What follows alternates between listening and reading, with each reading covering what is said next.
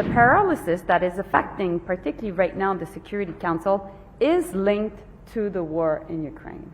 To send a clear message to China also, ultimately, it does not support Russia in its violation of the UN Charter. The paralysis that is affecting, particularly right now, the Security Council is linked to the war in Ukraine. And more countries in the world send a clear message to Russia, more will be able to isolate politically, diplomatically, Russia, and therefore create a movement to ultimately get Russia out of Ukraine. And to send a clear message to China also, that it is important that ultimately it does not support Russia in its violation of the UN Charter.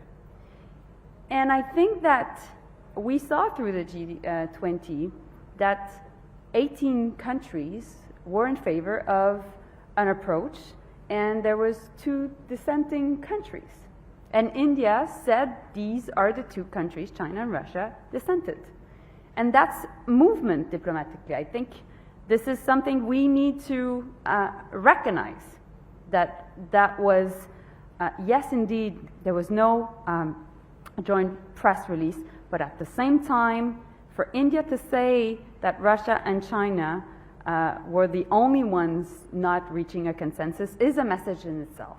And so that's why I think that more we're putting diplomatic pressure, more we'll get to a place which eventually, I hope we can solve, which is basically Russia getting out of Ukraine, and then we'll be able to address the question of the UN Security Council and therefore a greater reform of the UN. But until then, it is very difficult to do so.